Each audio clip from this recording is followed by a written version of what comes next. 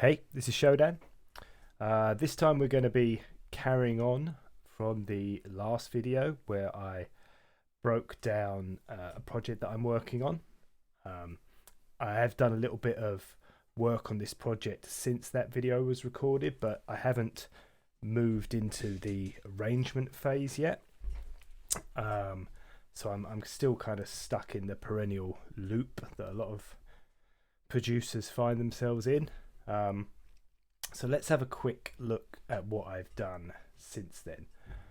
So looking at the project here, one of the first things to point out is I have given the scenes some slightly more descriptive names. Still not hugely useful, but they roughly mean something to me. The first scene, as it says, has got everything in there. It's all the noises, all the patterns, everything that I've put together so far, so that you don't really want to be playing that because it's just a mess. And then the rest of them are variations on that, with the exception of the turnaround here, which is a little extra scene, which is a little bit different to the others, which I'll use for a little turnaround at some point in the song. So that's going to be vaguely useful later on when I try and transfer the scenes from the session view over to the arrangement view. That gives me a rough idea of what's where. Particularly, I know this filter mod one is one of the more interesting arrangements and variations, because I've done a load of work with the filters on the bass, and I'll show you that in more detail shortly. And yeah, the others are just kind of roll out kind of stuff. So let's have a quick look at what I've done to the drums. I'm going to solo the drums and play those.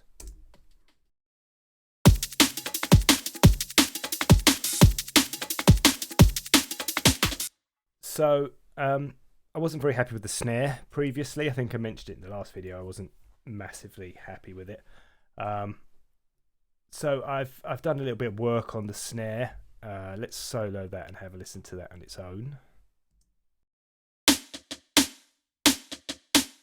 So I swapped out one of the layers for a different sample. I used a sample I got from a State of Mind sample pack, which is a snare with a little bit more body in it, a little bit more low end. Sounds like this.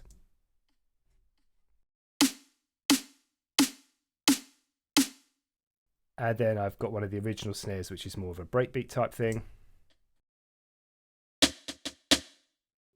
I can't remember if this was in there before or not. This is more of a rim shot. And then this is slightly more interesting. I've used Serum to create a top layer. And this is essentially just white noise. And it sounds a bit like this. And that would actually make a passable hi-hat. This was inspired by watching Abyss, I think, a guy called Abyss, creating all of his drums from scratch. So I know last time I was talking about how I don't necessarily have time to do that, and I still wouldn't sit and make everything from scratch. But it's worth knowing how to do that stuff, because in an instance like this where you've identified a specific area that something's lacking, in this case a bit of top end on the snare, I remembered seeing this technique. I remember it being really easy, really quick, and I just bunged it in, and it's worked quite well. So I've got an instance of Serum. I've turned off the two main oscillators. I've turned on the noise oscillator. I'm using bright white because it's a very bright white noise, surprisingly. I've pitched it down a touch and I've turned it up, and then I've messed with the envelope here to tighten it right up, so I've reduced the decay.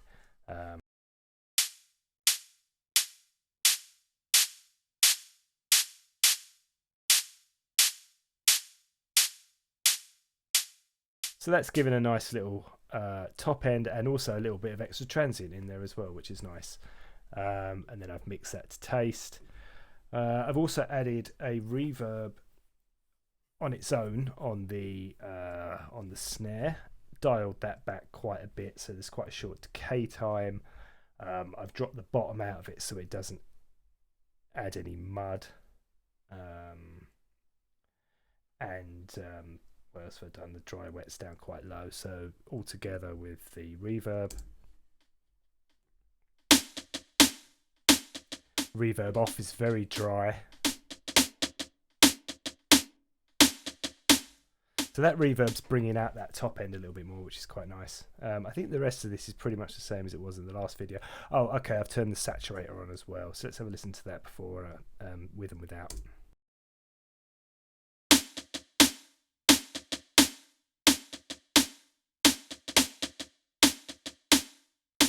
So this is one of those scenarios where I'm not entirely sure that's actually doing anything other than making it louder. So what I should be doing here is using some sort of gain compensation method. I do have a pair of plugins. Let's give them a go. Let's give this a try. This is a bit off the cuff, so we'll see what happens. We'll do. So I've got this compensator send and receive. So we'll put the send before the saturator and the receive after the saturator. These are free Max for Live devices, by the way. This is a little bit risky because the first time I tried this, it just flatly didn't work. So let's see what's happening now. Good. So what's happening here is the sender before the saturator is syncing with the receiver after the saturator, and the receiver is matching the gain. So what we should be able to do now is toggle the saturator on and off. The compensators should automatically compensate for the gain differences, and we should be able to hear if that saturator is actually doing anything useful. So let's see what it sounds like with and without. There is a little delay in the compensators adjusting the gain, so you have to give it a second to kick in.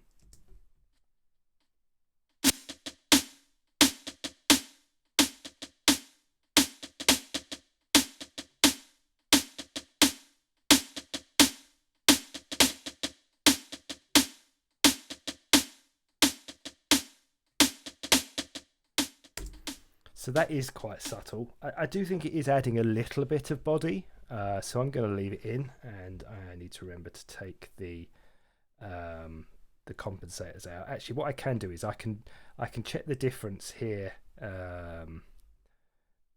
in the dBs and adjust the output of the saturator accordingly. So let's just see what the difference between the two is.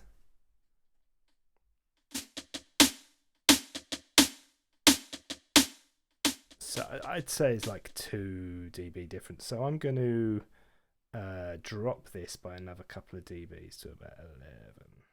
Yeah, that'll do. And then let's see. Let's just manually have a look at the gain on the snare as I toggle the saturator on and off, and just check it's at roughly the same level.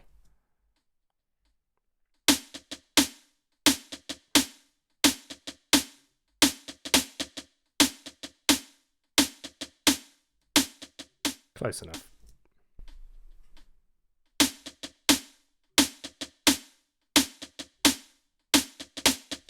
Okay, so I'm going to leave that on. I think it is adding a very subtle effect to it. So that's the new snare, and I've got a new break that I've made. I made this from scratch the other week. On its own, it's not the greatest break in the world, but it's a good layering break. It's got lots of movement. It's got some nice percussion going on.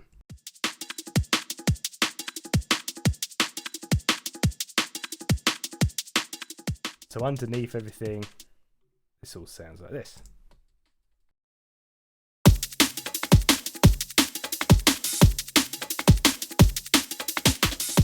There's a bit of a snare clash going on in there. There's a snare in the program pattern here on an offbeat every 4th bar, and the new break sample doesn't have that. It's a 1 bar loop. Is it 1 or 2? So we're looping around 1 bar. So there's a snare clash, but that's fine. We'll deal with that when we transfer over to the arrangement view. Another thing I've done is I've revisited the bass noise, and I'll play you the pattern with the drums. I'll just play the whole scene actually with the filter mod so you can hear what I've done with the filtering.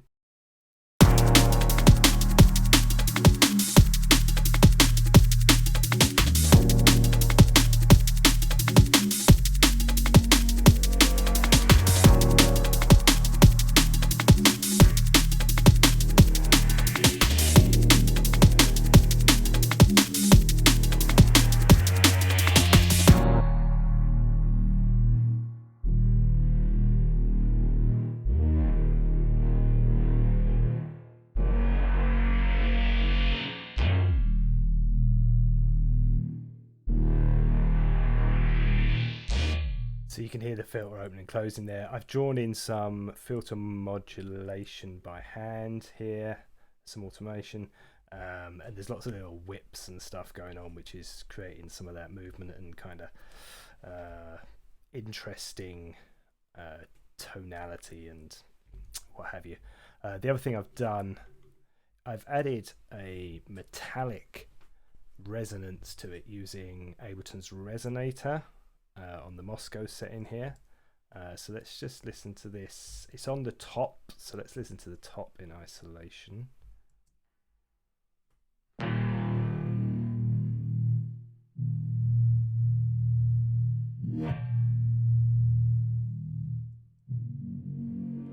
So this is without, and it's lost a little bit of the metallicness.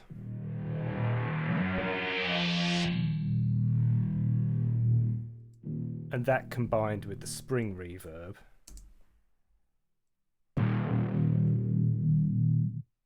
and the dimension expander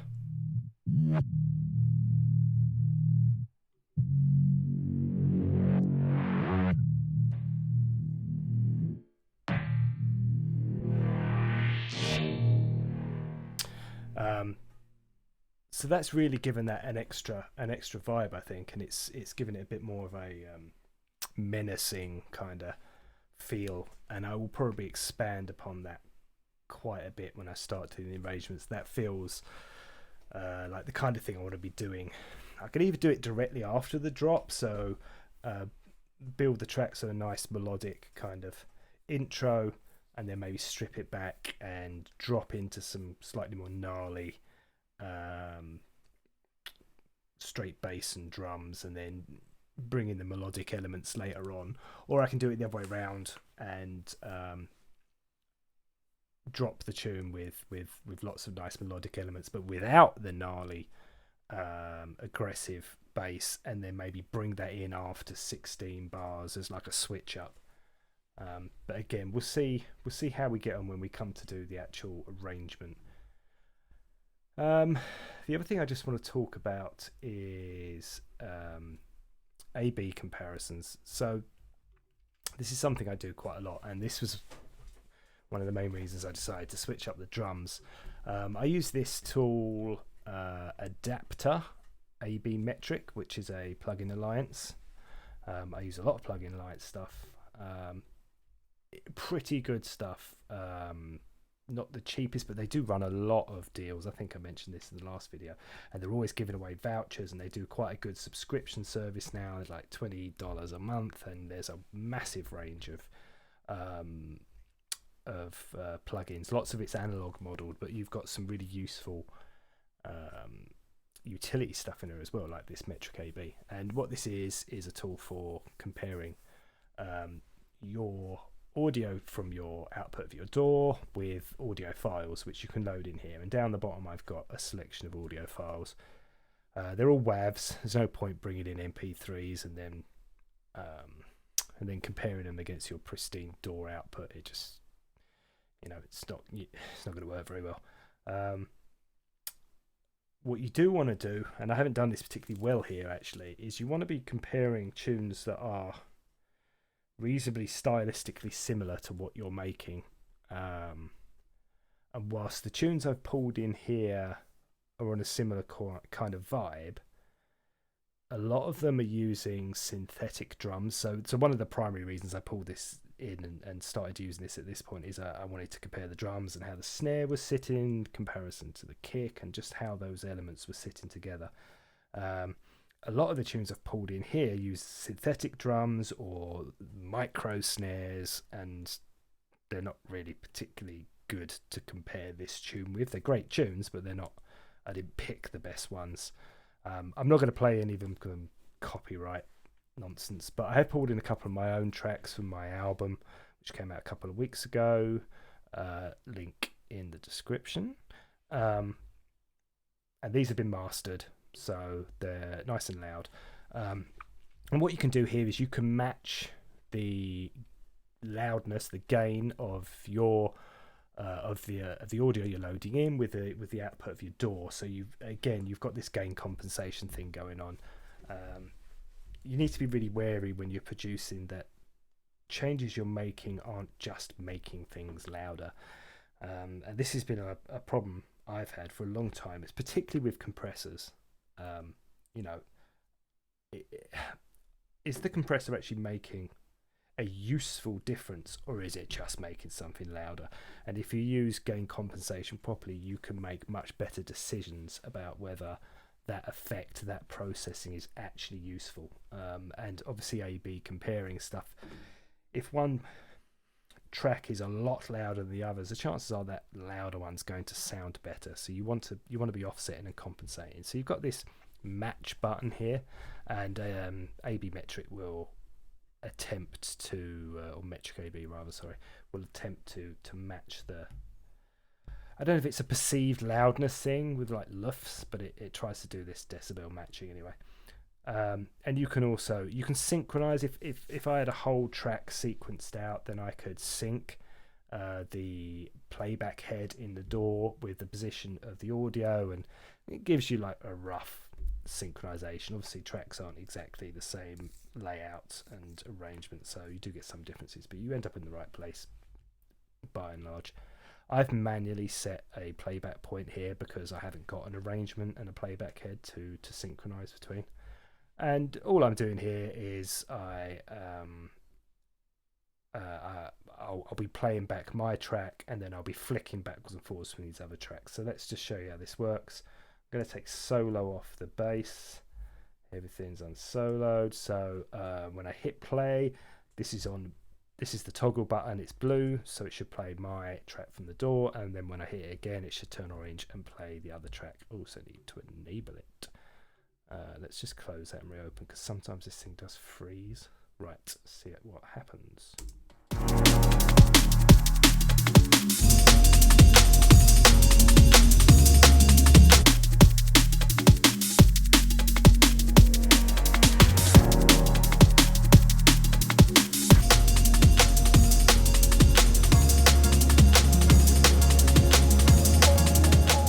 So, as you can see there, when I switched to the other track by my side, it was a lot louder. So I hit the loudness matching again, and you can see it dropped a couple more decibels again to match the output from the DAW. And you can then compare the two tracks. And I'm listening for things like, is my kick loud enough? Is my snare prominent enough? Is it too prominent?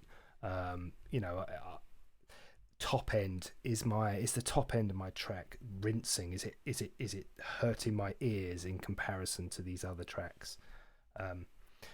It's really important that you A/B with well-made tracks as well, because obviously if you're A/B against a track that perhaps isn't the greatest production, you have a really crunchy top end, which may be fine in some circumstances, but if you don't want that, then you can end up making bad decisions to the detriment of your track. So you want to pick tracks that are, as I said, stylistically similar and tonally what you're aiming for. Obviously you don't want to be copying per se, but this is more a general thing rather than copying arrangement, copying elements, plagiarism. You can also match or inspect the frequency spectrum. So let's just see that in action.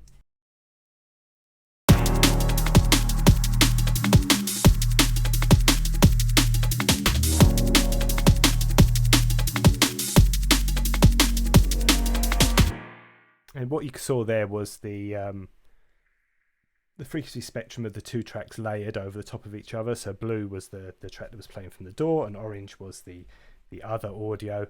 And although you couldn't hear it, it was overlaying the two. And what I noticed there was that generally they were fairly similar. The top end was very similar. There was some spiky stuff happening in the other track around this kind of region, but there is a prominent vocal in the other track in By My Side, which is probably what that was. Let's have a quick listen again, and now I'll switch to the other track.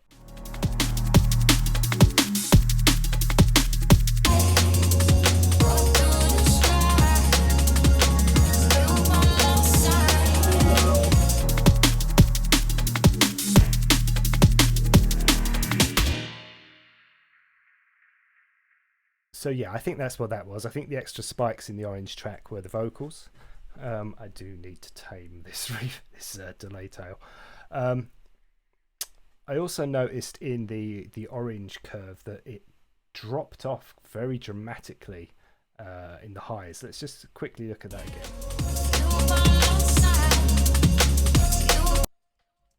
And that's likely where the mastering engineer has topped that. And taken the top off it to give it a little bit of extra headroom. Obviously, I'm comparing a mastered audio against unmastered raw out of the door. Raw out of the door. Let's try it with another track. So from the door, and then I'm going to switch to another track called Closer. We might need to do the loudness matching again. Let's have a look.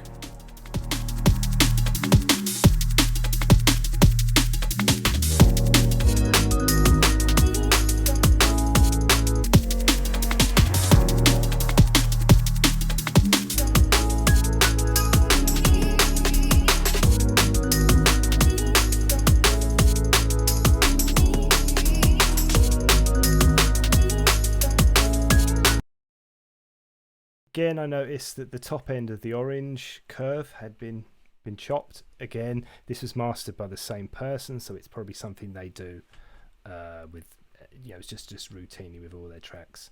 But again, generally the curve was fairly close, so there was nothing particular sticking out. In terms of things I might look for, I would definitely be looking for spikes in the 4, 5, 6, 7, 8K region. Those are going to be nasty, harsh, unpleasant on the ear spikes, quite likely, and sometimes resonant kind of peaks around the 1K, depending if they're really sticking out. And then generally I'm making sure that there's a decent amount of sub. Let's just compare the subs on these again. I think you can filter. So let's have a look. So there's a sub button here. Let's see what this does. I'm thinking this is going to filter everything so you can see just that section. Ooh.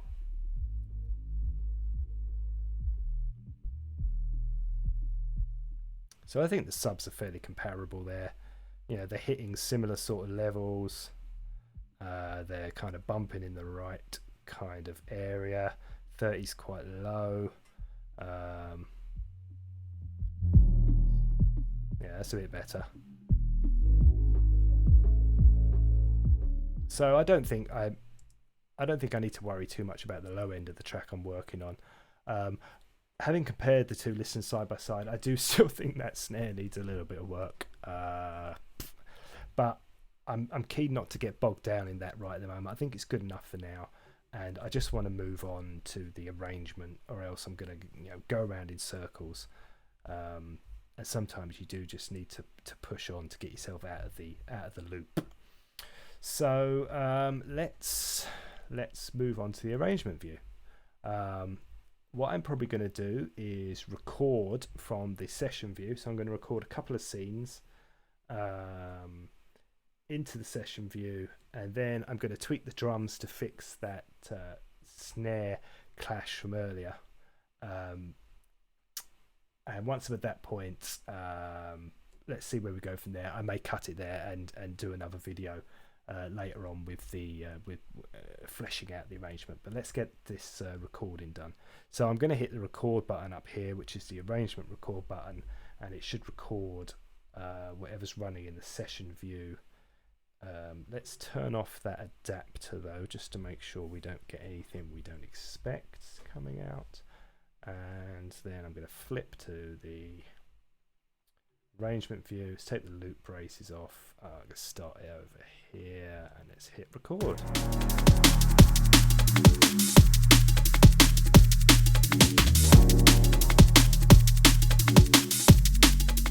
So that's now recording the audio in the MIDI from the session view. And I think I'm going to trigger another session now.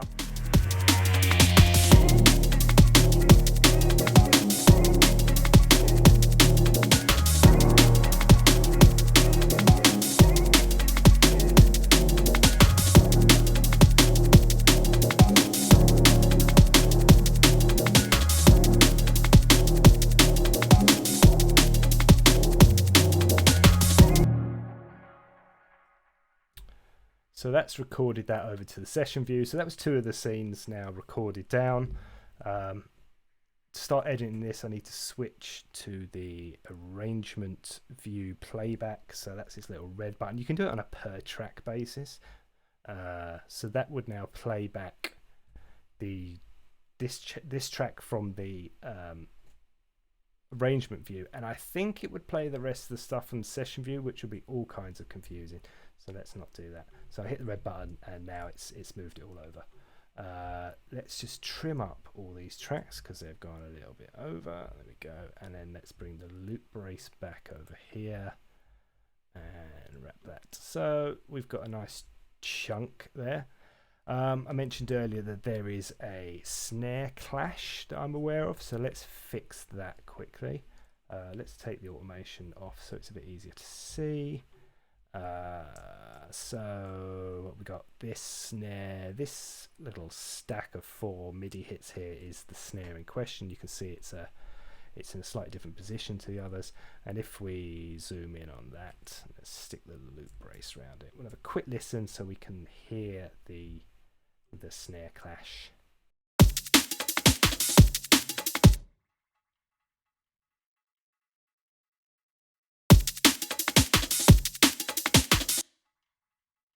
So it is this, I think. This is the new break I brought in.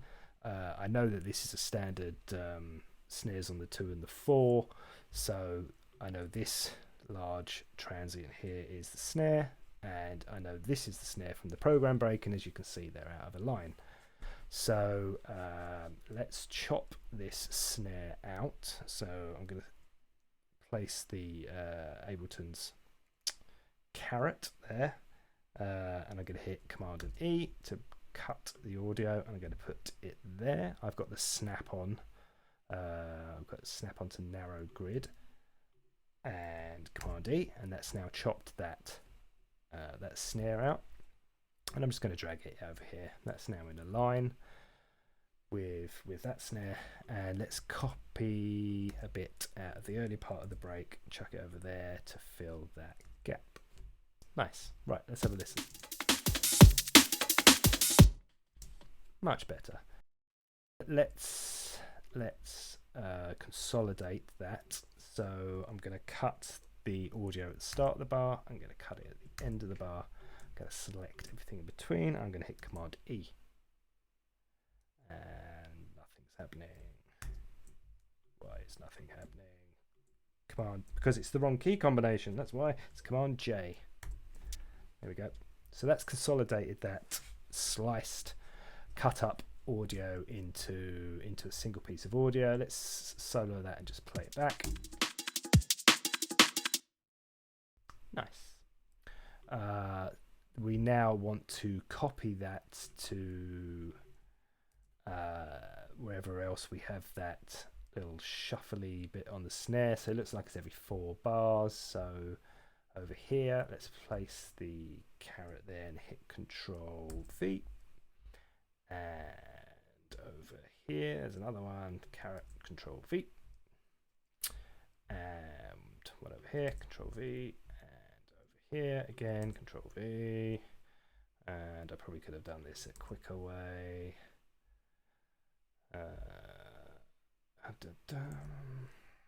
And one more. Cool. So that's the drums taken care of. Let's just have a little listen. We won't listen to the whole thing. Let's just listen to 2 bars, see how that sounds. Solo drums. Cool. And again over here just to make sure. Cool. Okay. So that's the drum sorted. Let's have a listen back to what we have now.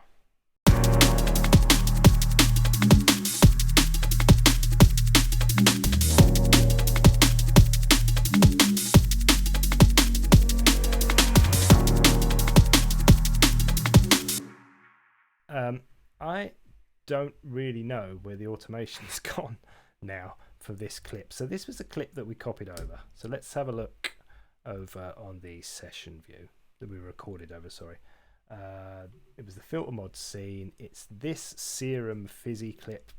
And in here, I'll just make that a little bit bigger. I picked the Serum Fizzy wobble because it's got the red dot next to it indicating that there is automation data for that. And I can see the automation data. Lovely. So I switched back over to the arrangement view. So let's have a look at the arrangement view automation. That's why I can't see it, because there it is, red dot. Cool. So interestingly, when you record from session view to arrangement view, if you've got clip automation, it is transferred from the clip to the arrangement, so it's recorded. So where I might have expected the automation to still be at clip level, it's not, because you've not copied and pasted, you've recorded. You've kind of recorded live playback, including live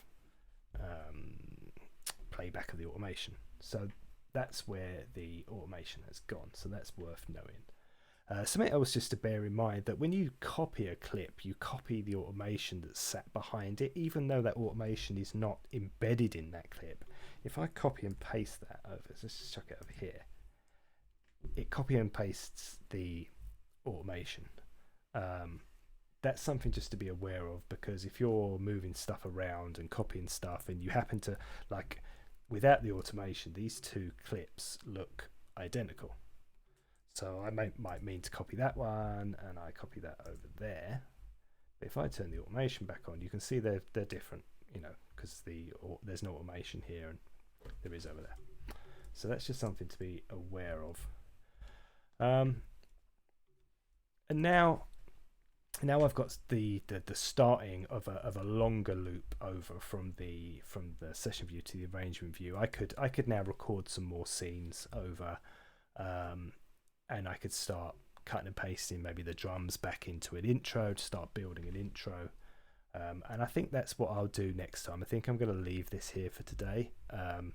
Although I've not moved particularly far out of the looping mode, I have moved from session view to arrangement view, and now it will just be a case of lots of cutting and pasting.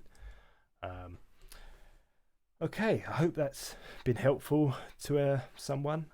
If you do find this stuff interesting, please leave me a like or a comment, or subscribe to the channel. I will try and produce these videos fairly regularly. I will come back to this track, and I will do another video where I then move on from this stage, and eventually, hopefully, you know, we'll have a final track, and you can see me move through the stages of arrangement. Maybe I'll do one video on mixing.